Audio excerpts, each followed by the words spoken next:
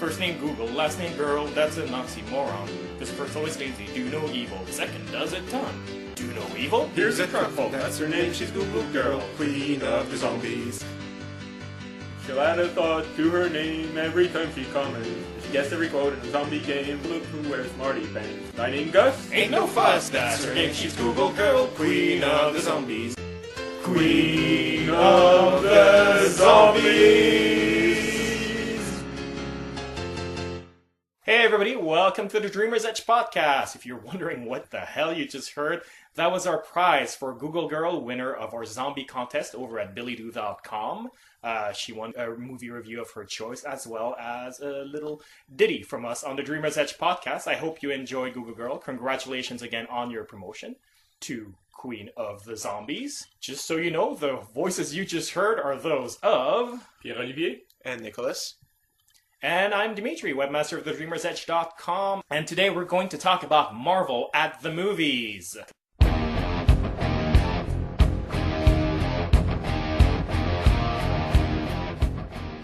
And we're going to get started right away with our little patented list, which I want to point out only includes theatrical releases. So, Man-Thing from Sci-Fi, not going to touch that. Or Sci-Fi, I'm sorry. Sci-Fi.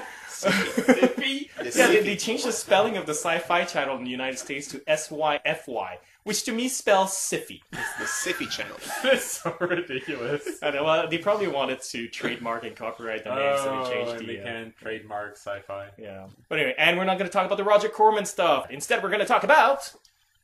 First release in 1989, The Punisher. History has taught us that actually Dolph Lundgren, the Punisher, is the best Punisher ever to reach the screen, because Thomas Jane Punisher and Punisher Warzone, yeesh. It's pretty far in my memory. All I remember is the costume who looked completely goofy and... Did it? Yeah. Why? It was the Punisher costume, but in the real world it looked completely goofy. Oh, no, actually he didn't. Changes. He didn't have the skull at all. He was just wearing a bulletproof jacket. I think you're thinking of Thomas Jane Punisher. Okay, that's probably it then. Yeah, we'll get to it later. Next, 1998, Blade. Yeah, 10 years later. It's surprising that they would have gone with Blade instead of one of their more known franchises, although maybe they didn't want to risk it. I get the feeling that that's what happened. I think it must have been really complicated to coordinate a known franchise. For example, the X-Men movie, which at the time was called Wolverine and the X-Men, stayed in development hell throughout the 90s, whereas Blade, nobody cares. Yeah, and yet they came out with a really good movie. The first good comic book movie in a long time at that point. It really revived, I think, the comic books. I think so. As the movies. The action was great. It wasn't just cartoony superhero. It was just really good action, comparable to any other action movie you could see out there. And it was pretty true to the character. Yeah, no, David Goyer, who wrote the Blade, did a terrific job creating that character. He would later on do The Dark Knight and Batman Begins. The story itself has some weird stuff going on in it, Blade is a daywalker. Oh, he's so special. We must get him. And then, later on in the scene, you have Deacon Frost, the bad guy. He's walking in the sun going, oh, yeah, I got sunscreen. I was like, then why is a daywalker such a big deal? Because putting on sunscreen is such a pain. It's a hassle. I know, it messes up his hair. At least he didn't sparkle. Next, in 2000, we have X-Men. Very good follow-up to Blade. I mean, I think they did a good job of making a movie that wouldn't just be enjoyable to people who knew the characters. Everyone in the States or in Canada knows Batman and Superman, whether or not they like comic books. But really, I mean, the only people who really know who the X-Men are the people who read comic books until these movies. So they couldn't really come out and just say, well, okay, you all know the X-Men, whatever, let's just make a movie. They had to do something that would relate to everyone. Yeah, I agree. I remember a great scene, that movie. It's summer in New York, but when you go to see Wolverine, he's in Canada, and it's the middle of winter, and people are fighting in the bar for beer.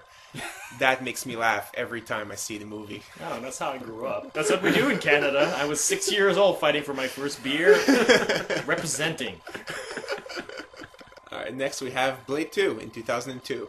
Yeah, the sequel to Blade, as some people might have guessed. Yeah.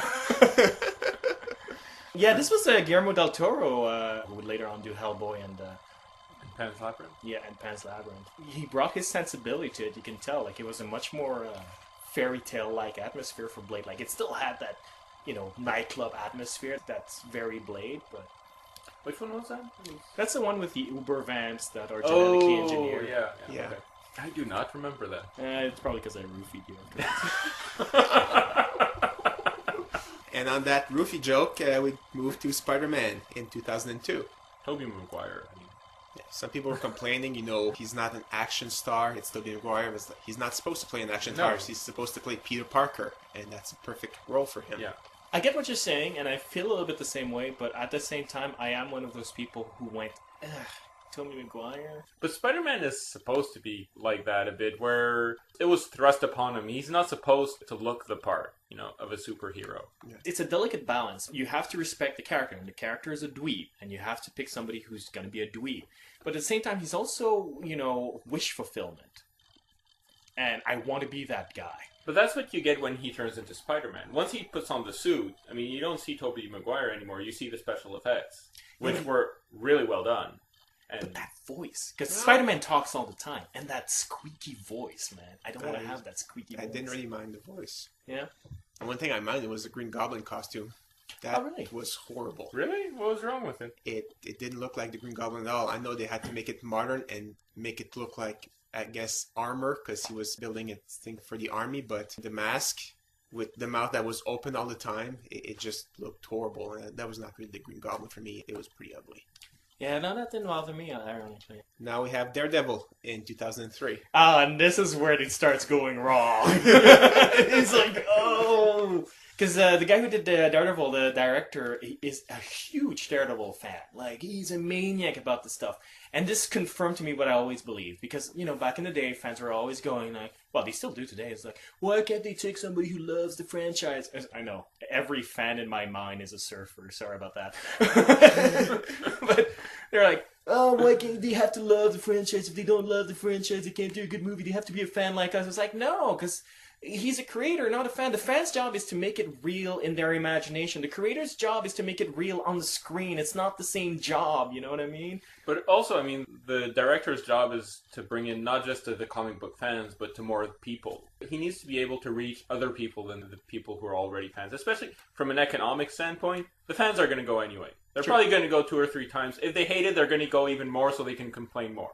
Right? Yeah. So they need to reach an audience that aren't fans. Mm. If you take a fan and he just does what the fans like, first, it's not going to make a good movie. And second, he's not going to reach enough people. Boy, did he not make a good movie. Oh. And you can tell that these were the decisions of a fan, not a director. Because, first of all, he cast Ben Affleck as Daredevil. And I'm sorry, Ben Affleck does not do action hero. Mm-hmm. Ben Affleck does, streetwise ingenue. To the corner because I made a big mistake in my life, but I'm a good guy. That's what Ben Affleck does, Yeah. And he's really good at it. But action That's hero... not Daredevil. No. But he looks exactly like Matt Murdock. You could tell, like, this director who was putting the lens of a fan going like, oh my god, that's Matt Murdock. Yeah, but can he act the part? I think that's Matt Murdock.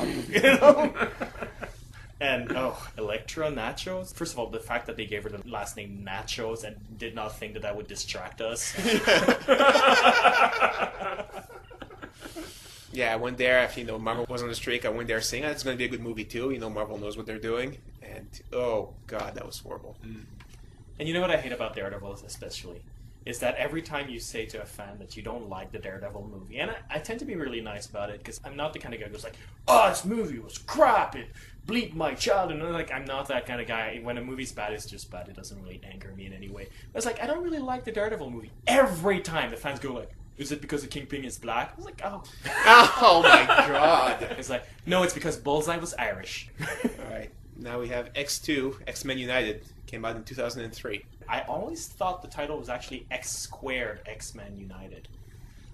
Making a pun with the squared, like the exponential, but also like X-Men Squared and X-Men United, like they're squared against each other as bitter enemies, but now they're united. I thought that was the joke of the title. Oh. I never got that. We just saw the square and figured, X times X, I don't get it.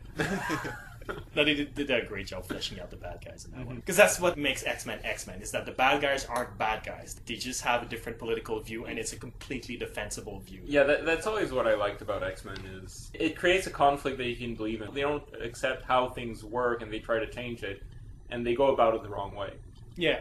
And it's exemplified in Magneto. Yeah, well, especially back in the 80s, the way Chris Claremont did it, because Magneto was sort of a mainstay. Mm-hmm. And the way he treated it was that he's not a bad guy. He's sometimes the enemy, he's sometimes their friend, because, depending on the situation, one approach might be more valid than the other, and that's sort of the thing. Like, sometimes you need Malcolm X, sometimes you need Martin Luther King.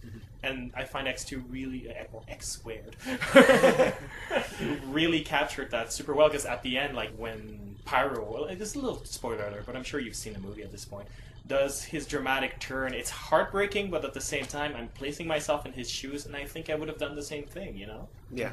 After that came Hulk in 2003 again. I like that one. I mean, I know a lot of people did not, but I found it was a nice approach to Hulk, where it wasn't just Hulk smash. It's a movie that was focused a lot on Bruce Banner and why he becomes the Hulk. One of the key things, just to add to what you were saying, is that Bruce Banner and the Hulk are the same character. They're the same person. And the movie treated them that way, which I think that's so much more traumatizing and that's so much more moving, the fact that these two extremes in terms of personality, they're very much the same person. Yeah. And it did really well. Like, fans keep saying, like, oh, I hated it, therefore it flopped. No, it did better than Incredible Hulk, the movie. Well, Ang Lee is just an awesome director. And next we have The Punisher. Came out in 2004. That's the Thomas Jane one. It's actually another movie that was made by a fan, which makes it all the more baffling, some of the key changes he's made that don't really make sense. He turned the Punisher from a veteran into an ex-cop. Which was like, no, the whole idea of the Punisher is that he's using a philosophy and an approach to life that he learned in times of war and applying it to fighting crime in a time of peace. And that makes him a madman. So if you make him an ex-cop, you sort of lose the only thing that makes Punisher different from Riggs in Lethal Weapon or McClane, But I find that's a mistake that a lot of fans make, where they don't understand why something works. When they talk about the comic books or whatever, they're going to grab onto certain bits that they really, really like, and they won't understand the links to something else that they don't like. Punisher fighting crime in the way he does and being a veteran, they don't realize that link and that it doesn't work if it changes. Yeah, it's like they don't see the forest for the trees. Yeah. And the trees are made of infinite message boards filled with really, really insane comments.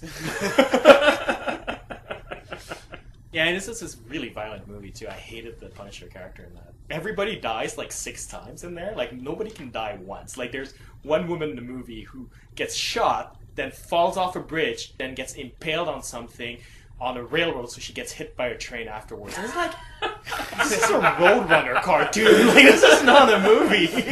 No, in a Roadrunner cartoon, she would have run in the air for a while before falling. And she would have just walked it off afterwards. Yeah, fine.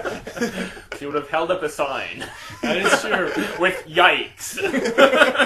Yeah, the difference is I was holding up that sign at that point. In 2004, Spider-Man 2. Spider-Man 2 is amazing because it captures the spirit of Marvel. It doesn't just capture the spirit of Spider-Man, it totally captures the spirit of Marvel. Like, this is a guy who can't get his stuff together and who ends up saving the world with compassion and fighting bad guys who are not evil, they're just mad, which is a really recurring theme with Stan Lee. Everybody's good-hearted but just not very good at life, And that's totally what Stan Lee did that made Marvel Marvel, and Spider-Man 2 is all about that, and it just captures it flawlessly. Yeah, well, I think that applies to both their heroes and their villains, where all their heroes and all their villains are always conflicted. You can always identify a bit with both of them, whereas in DC it's really more icons versus icons. It's one side represents a single idea and the other represents the antithesis, and then they fight. Whereas in Marvel, it's always more subtle. It's always more nuanced than in DC. Yeah. 2004 still, Blade Trinity. Warp, warp, I actually kind of like this movie. It wasn't as good as Blade or Blade 2. It was different, but it was a fun movie, I found. It wasn't a great movie, but I enjoyed watching it. The Night Stalkers were pretty damn cool, I Yeah. have to say. Yeah. It's a leave your brain at the door movie. If you don't think too much about it, it's a fun movie. Yeah, I think my main qualm with it is that Dracula, the big bad guy, who's, Dracula, Edward Cullen looks more threatening than Dracula. That was my main qualm, but that movie was an unholy mess largely because of Wesley Snipes. Wesley Snipes had no respect for David Goyer, who was a second-time director, his first time movie being a completely independent movie, and Wesley Snipes would just sort of do whatever, whenever, and they had to rewrite the script around whatever they would do. There were like some really hilarious scenes when you know that's what happened. Like there's a scene where they bust Blade out of jail. Then he's in the corridor and they're surrounded, and then he just like goes into the roof, and you have Ryan Reynolds turn and go like, "Okay then."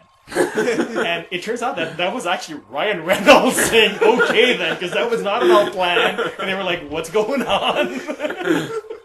If you didn't like this one, the next one is going to be worse. Elektra in 2005. Oh god. Did we all see this together? No. I don't know if it was together, but I saw it and it's an unholy mess. Every line was so cliche that in the theater I started calling out the lines before they would happen. I was just so bored. All right. In 2005 still, we have Fantastic Four. I don't even think I saw this one until recently on TV. Yeah. I never saw it No, in theaters. I didn't want to see it in theaters either. Fantastic Four has never really attracted me, even as a comic. So even less as a movie. It's because it's such a dated concept, Fantastic Four. It really belongs in the Silver Age. It's very 60s. You know, when science was cool and awesome and there's no conflict because science will solve everything. And radiation gives you powers. And I think if you're going to make a movie of that, you have to set it in that era. Right. Well, one thing I didn't like about the movie, when you watch superhero movies, you know, you kind of look at the superhero saying, you know, oh, I'd like to be that. You know, those powers are cool. This is awesome. He has superpowers. He does stuff with it. You go into Fantastic Four movie, and 3 of the 4 guys are like, we don't want these powers. They're just a burden on us. In fairness, one of them has a good reason. Yeah, one of them has a good reason. The other 2 don't. The only person that actually lives it up is like the Human Torch, and he's fun. You know, his scenes with him there, he's having fun. It's great. He's like, wow. I'd like to be him. He's a fun superhero. The other 3 are like mourning. He's like, oh, we have superpowers. What are we going to do? This is the worst day of our lives. It's like, this is not fun for me. I have to say, Chris Evans nailed the Human Torch. Because the Human Torch is supposed to be a prick. And he plays that prick that, like, in real life, you'd see that guy and go like, oh, what a prick. I so want to go to a party with that guy. Yeah, I agree.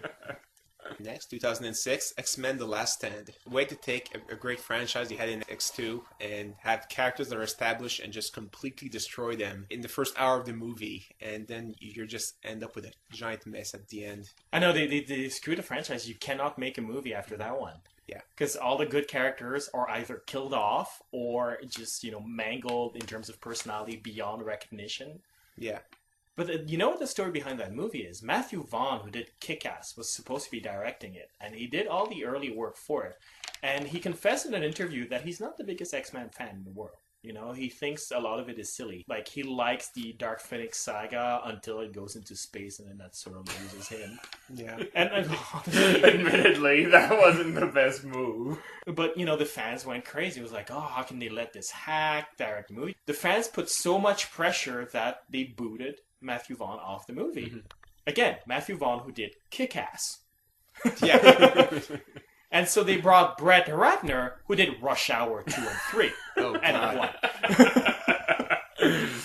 This movie was a catastrophe, and you can blame Fox as much as you want, but fans, you're the ones to blame. If you had just let Matthew Vaughn express himself, express genuine concerns, and input a new vision onto the franchise instead of losing your bleep over a silly little comment over, I don't like aliens in X-Men, maybe you would have gotten a good movie. There has to be something behind the scenes that made so many bad movies come out after so many good ones. Something must have changed. I don't know what.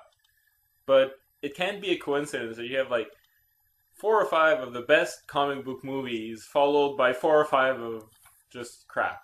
Well, I think they rushed into production. I mean, these were all movies that were sort of like, oh, comic books are in, let's pop them out. Mm-hmm. You know, these were not movies that, unlike X-Men or Spider-Man, were years and years and years into development. Yeah. You know? Yeah. X-Men 3, you know, they could have waited for Bryan Singer to come back. He was busy doing Superman, but after he was done Superman, he wanted to do X-Men 3, and they didn't let him. And he went like, no, we need to get this out now. They're like, well, you know, good stories take time to tell. Yeah. Or maybe that's just an excuse I say to myself as a writer because I procrastinate a lot. Your editors heard that a lot. Well, it keeps keeps going with Ghost Rider in 2007. You know what saves it? Nicolas Cage. Yes, I agree. Say what you will about his choice of movies. Like, the man will go like, do I have superpowers in it? Yes, I'm playing it. It's like, do you want to see a script? Superpowers, right? But he never gives a bad performance. The man is a whirlwind on screen. He's so much fun. And Ghost Rider, he's like drinking candy martinis and like popping out crazy lines. He's awesome. Yeah. But the rest of the movie is, yeah, okay. That was really bad. Well, going from bad to worse with Spider-Man 3 in 2007. That was an unholy mess. They tried to do too much in a single movie. There were too many villains. There were too many plots. It was too much, and at some point you get lost. It looks like they tried to cram 2 or 3 movies into one, and it just did not work. Yeah. Venom is one of my favorite bad guys from Spider-Man, and it was great to see him in the last 20 minutes of the movie. Yeah, well, you know what happened with that is Sam Raimi does not care for Venom. He's an old school Spider-Man fan, dicto Stan Lee era. And for him, Venom represents the beginning of the modern era and the beginning of him not caring about Spider-Man. You wanted the Sandman and Vulture. The studio, Sony Pictures, really wanted Venom for obvious reasons. He's a fan favorite. Yeah. So he put it in there sort of half-heartedly, sort of like, here's your Venom. And you could tell that he doesn't care about anything that makes Venom Venom. Because as played by Topher Grace, who actually was a good casting choice, he's just sort of a little jerk. Yeah. As opposed to, the comic book Venom, who's actually a conflicted character who sort of just took a bad end because... well, Spider-Man actually did screw him over once too many. Yeah. And that was not Venom, so, why even put him in the movie if you're going to do that? And also the worst scene ever in any superhero movie, Emo Peter Parker dancing on the street. I like it. What the hell was that all about? It made no sense. It's just... okay. I mean, yeah, it fits into this series of movies that were... ruined by wanting to get it out to please the fans. Right.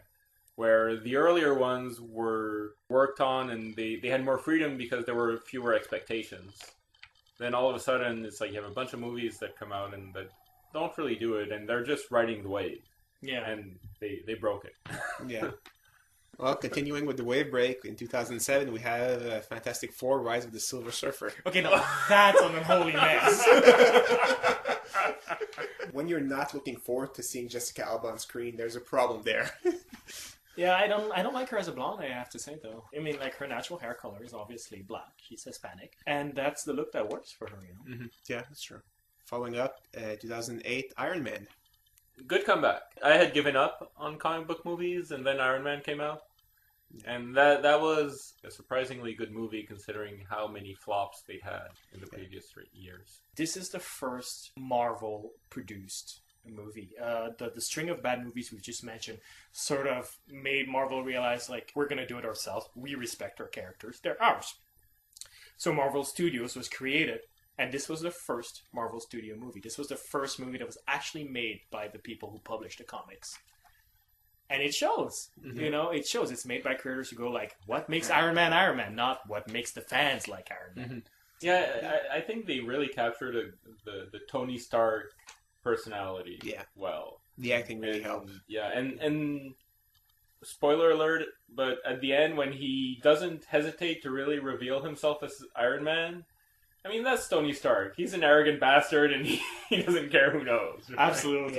That was a great bit as well, where it's sort of like, this is who our character is. Yeah. He's such a larger-than-life, arrogant person that he won't even respect the conventions of the genre. Yeah. When they announced Jon Favreau, who did Swingers and Maid, and all of that, everybody gone, really? Jon Favreau? Swingers? And I saw Zathura, and when I saw Zathura, I was like, no, Jon Favreau, yes, because Zathura is a kid's adventure movie, the sequel to Jumanji, and what he did with it is he put the characters before the spectacle. And I was like, if he can do that to a superhero movie, that would be brilliant. And that's exactly what he did with Iron Man. You practically don't see Iron Man. You just see Tony Stark all the way. And they have some of the best scenes ever. When his armor is getting pulled off and Potts walks in, I mean, that's just priceless. That's a wonderful scene. Yeah. Oh yeah, well, Gwyneth Paltrow and Robert Downey Jr. Yeah, together, like such that's- chemistry yeah. in that movie. Same year, 2008, The Incredible Hulk. That's the second Marvel produced movie. So what happened? That movie was just, I can punch harder than you. That's what I remember from that movie. I can punch harder than you. No, I can't punch harder than you. And that was the last 45 minutes of the movie. It's not even a superhero movie either, because I know a lot of fans were like, finally, we're going to get a Hulk superhero movie instead of that emo crap that was Ang Lee's the Hulk, thinking bad. But he didn't even do that either. He did a series of homages to monster movies. There's homages to King Kong, to Monster from Blue Lagoon, to Godzilla, to Frankenstein, all of that. He did even references to Reanimator. As a horror fan, I appreciate the first hour and a half and going like, okay, I get what you're doing. It's kind of cute. And then that hour kicks in where it's just two monsters fighting CGI on top of that. And I'm like, I'll make it stop. Yeah. You know, he saved someone by clapping his hands. That was suspense right there. Seriously, that movie made me angry. Yeah, we gonna smash that You turn green! Almost. I almost smashed the movie, but it was not mine, so I would have had to reimburse the DVD.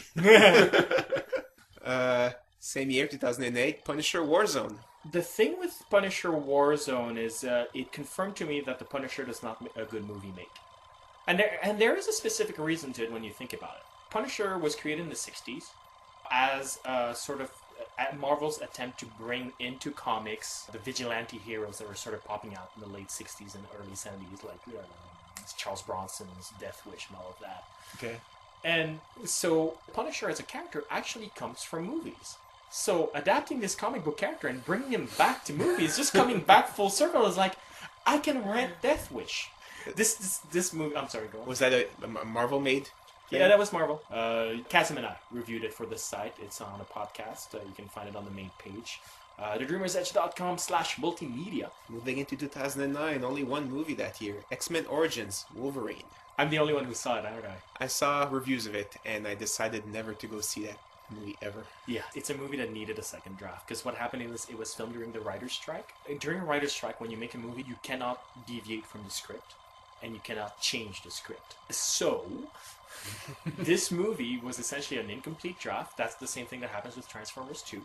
And they filmed it, and they went like, well, that's what we gotta film. And again, because Fox needed to pop it out instead of, waiting till the strike is over. Wow.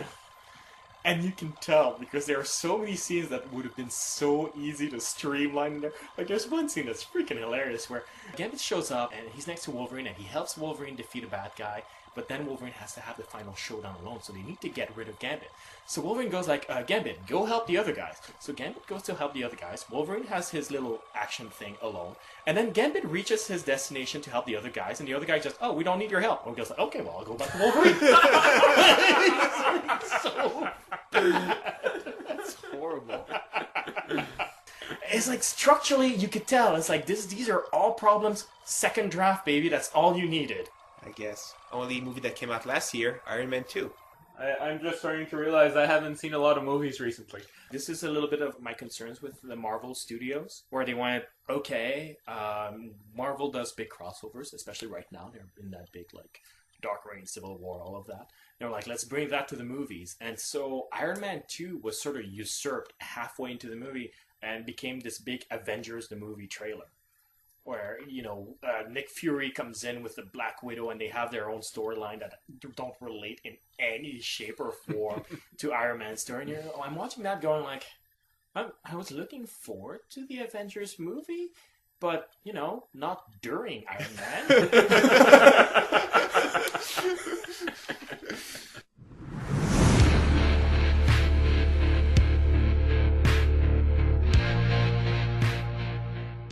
So, if you have any questions, comments, you want to share with us what your favorite Marvel movie is, or which is the one you'd look forward to, write us at mail@thedreamersedge.com or post a comment at thedreamersedge.com. We read them, we respond to them, we make fun of a couple of people. See you next time!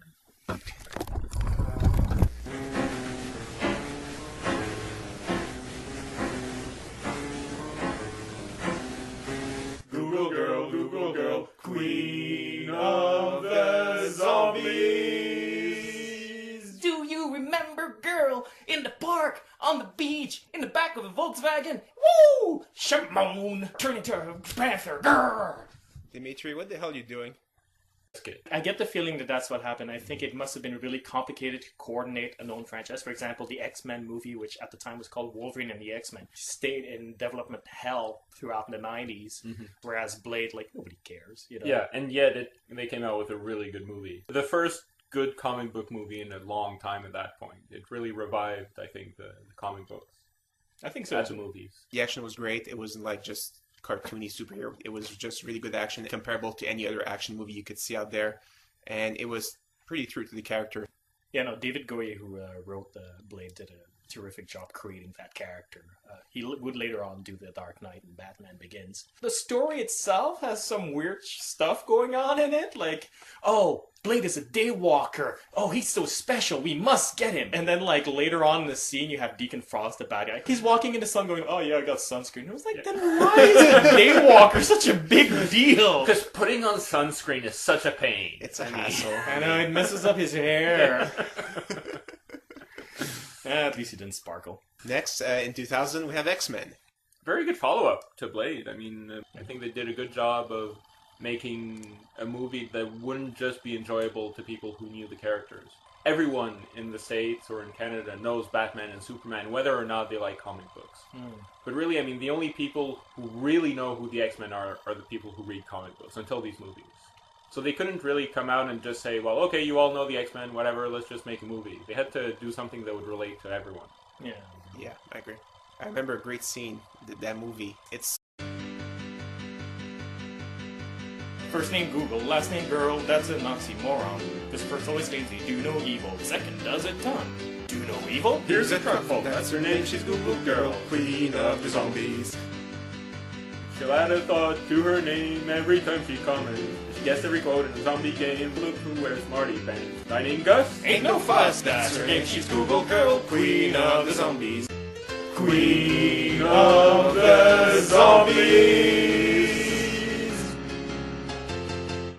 Hey everybody, welcome to the Dreamer's Edge podcast. If you're wondering what the hell you just heard, that was our prize for Google Girl, winner of our zombie contest over at billydoo.com. She won a movie review of her choice, as well as a little ditty from us on the Dreamer. They probably wanted to trademark and copyright the name, so they changed they can't trademark sci-fi. Yeah. But anyway, and we're not going to talk about the Roger Corman stuff. Instead, we're going to talk about... first release in 1989, The Punisher. History has taught us that actually Dolph Lundgren, the Punisher, is the best Punisher ever to reach the screen, because Thomas Jane Punisher and Punisher Warzone, yeesh. It's pretty far in my memory. All I remember is the costume, who looked completely goofy, and... Did it? Yeah. Why? It was the Punisher costume, but in the real world it looked completely goofy. Oh, no, actually he some didn't. Changes. He didn't have the skull at all. Oh. He was just wearing a bulletproof jacket. I think you're thinking of Thomas Jane Punisher. Okay, that's probably it then. Yeah, we'll get to it later. Next, 1998, Blade. Yeah, 10 years later. It's surprising that they would have gone with Blade instead of one of their more known franchises, although maybe they didn't want to risk. Dreamer's Edge podcast. I hope you enjoyed Google Girl. Congratulations again on your promotion to Queen of the Zombies. Just so you know, the voices you just heard are those of... Pierre-Olivier? And Nicholas. And I'm Dimitri, webmaster of thedreamersedge.com. And today we're going to talk about Marvel at the movies.